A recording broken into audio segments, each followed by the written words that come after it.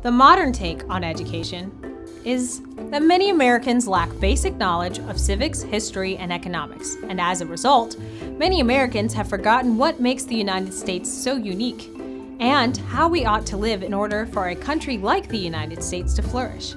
Well, this may be true. So how can classical education help? Let's bring it back to the beginning. What is civics? Civics comes from the Latin word civis, civis meaning citizen. The word civics focuses on the knowledge and the habits relating to becoming a citizen. So what do you have to do or know to be a good citizen? 3 things. 1.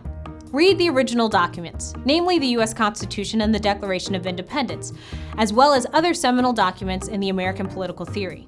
That way, students understand how the U.S. government ought to work, how power and responsibility is distributed across branches of government, and that political authority is divided between federal, state, and local levels. Number 2, know the influences on the Founding Fathers.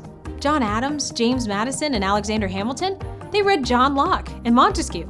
And John Locke and Montesquieu read Polybus and Cicero.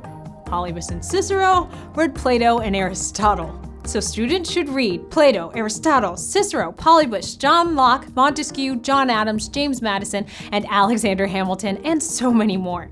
That way we look at the founding documents not as the expression of a single group of individuals, but as a culmination of the intellectual and philosophical heritage of the entirety of the Western tradition. The United States Constitution creates a political framework of ordered liberty that allows us to pursue our inalienable rights of life, liberty, and the pursuit of happiness, providing we also cultivate habits of moral excellence to reach our fullest potential. Number 3 is to learn examples of good character drawn from history and literature. Reading original documents will help us learn how the government is supposed to function, but reading and studying examples of noble character will help ordinary people like us learn habits needed for our country to flourish. At the close of the Constitutional Convention, a passerby asked Benjamin Franklin, "Well, doctor, what have we got, a republic or a monarchy?" she asked. And so Franklin answered, "A republic, if you could keep it." Franklin's reply is a reminder.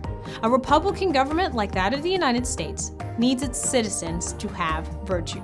Those habits of moral excellence, if we are to keep our republic, and virtue lies at the heart of classical education. Learn more about classical education at Thales Press online.